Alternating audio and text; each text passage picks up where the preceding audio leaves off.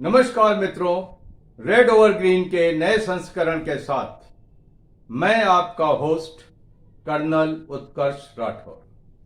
आज हम यूक्रेन चलेंगे, जहां फरवरी 2022 से रूस के साथ एक भीषण युद्ध लड़ा जा रहा है।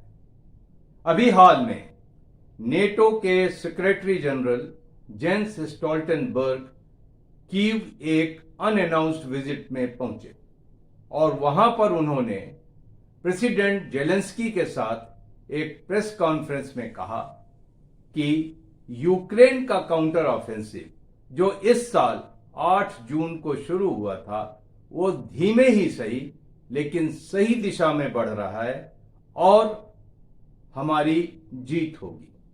आइए इस बात को स्केच पे समझते हैं कि आखिर ज़ैपोरिज़िया सदर्न यूक्रेन में लड़ाई के क्या हालात हैं और काउंटर अटैक यूक्रेन द्वारा और रशियन डिफेंस की मौजूदा पोजीशन क्या है और इसके क्या परिणाम निकल सकते हैं।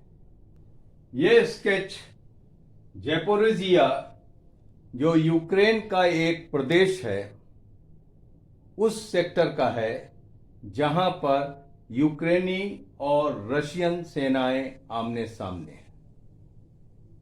इस सेक्टर में कुछ महत्वपूर्ण जगहें इस मुताबिक हैं। पहले नदी और समुद्र। नीपर नदी जो यूक्रेन की एक प्रमुख नदी है और सी ऑफ एजोव कर्च स्ट्रेट से जा करके ब्लैक सी में मिलता है। गौरतलब यह है कि सी ऑफ एजोव की पूरी कोस्ट लाइन और सारे पोर्ट सिटी और बंदरगाह आज रूस के कब्जे में हैं। यहां पर मेलिटोपोल है जो कि रूसी सेना के लिए बहुत ही महत्वपूर्ण है। लॉजिस्टिक नोड होने के साथ साथ यहां से खेरसॉन को सड़क जाती है, क्रीमिया को जोड़ता है और बाकी जगहों को भी सैन्य लिहाज से जोड़ता है। इसी तरीके से बर्डियांस्क एक पोर्ट सिटी है और मारियोपोल के बारे में आपने सुना होगा, बहुत मशहूर पोर्ट है। आप देखें, ये एनरोडर है जो कि एक न्यूक्लियर पावर प्लांट है और रूस के कब्जे में है। इसके ऊपर ज़ैपोरिज़िया है जो यूक्रेन के कब्जे में है और ज़ैपोरिज़िया ओब्लास्ट की राजधानी है। ये काली डॉटेड लाइन ज़ैपोरिज़िया ओब्लास्ट और खेरसॉन ओब्लास्ट की बाउंड्री है। नीपर नदी के पूर्व में रूसी सेनाएं हैं और पश्चिम में यूक्रेनी सेनाएं हैं। ज़ैपोरिज़िया ओब्लास्ट में आज टोकमैक चर्चा में है, क्योंकि लड़ाई कहां पर हो रही है। अगर लड़ाई देखी जाए तो लड़ाई ऑर्खीव से 10 किलोमीटर दक्षिण रोबोटाइन में हो रही है और कोई 13 किलोमीटर दक्षिण नोवोप्रोकिविस्का में हो रही है और इसी तरीके से 18 किलोमीटर दक्षिण पूर्व में बरबोव में हो रही है। इसी तरीके से पूर्व में कई जगह छोटी छोटी लड़ाइयां लड़ी जा रही। अगर हम पूर्व और उत्तर की तरफ जाएं तो हमें बख्मुत मिलता है, जिसका नाम आप सभी ने सुना होगा। तो अभी लड़ाइयां इस लाइन में हो रही हैं। जो ये जैग्ड लाइन आपको दिखाई दे रही हैं, ये रशियन डिफेंस हैं जो उन्होंने सदर्न यूक्रेन में बहुत ही जतन से बनाई हैं और वो यूक्रेन के काउंटर ऑफेंसिव को एक तरीके से रोके रखे। अगर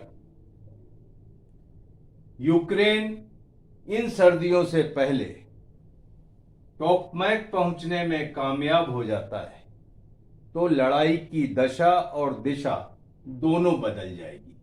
और ये संभव है क्योंकि रोबोटाइन से टोकमैक महज 26 या 27 किलोमीटर है। इसी तरीके से नोवोप्रोक्विस्का से भी टोकमैक पहुंचा जा सकता है।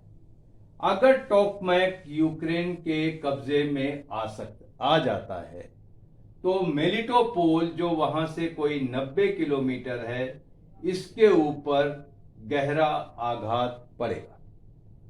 मेलिटोपोल के पकड़े जाने से क्रीमिया का लैंड ब्रिज, जो लैंड रूट है रोस्टोव ओब्लास्ट जो रूस का है, वहां से सड़क मारियोपोल, बर्डियांस्क, मेलिटोपोल, क्रीमिया जाती है।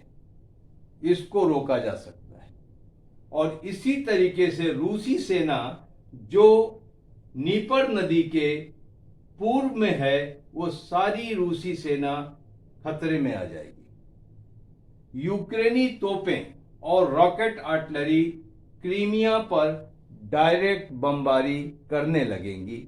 और आज भी आपको पता है कि क्रीमिया पर मिसाइल अटैक और ड्रोन अटैक बहुत ज्यादा हो रहे हैं। तो आज टोकमैक सुर्खियों में है और रूस के लिए चिंता का विषय है। अगर यूक्रेन का काउंटर ऑफेंसिव धीमा ही सही लेकिन इसी गति से चलता रहा तो हो सकता है कि सदर्न यूक्रेन में ज़ैपोरिज़िया के इलाके में युद्ध की दशा बदल जाए। तो देखा आपने कि अगर यूक्रेन का काउंटर ऑफेंसिव किसी तरीके से टोकमैक पहुंच जाता है तो सदर्न यूक्रेन, खासकर ज़ैपोरिज़िया में क्या हालात होंगे और कैसे यह युद्ध एक निर्णायक मोड़ ले सकता है। आज के लिए सिर्फ इतना। बहुत जल्द मुलाकात होगी यूक्रेन वॉर के एक नए सेक्टर के साथ। जय हिंद।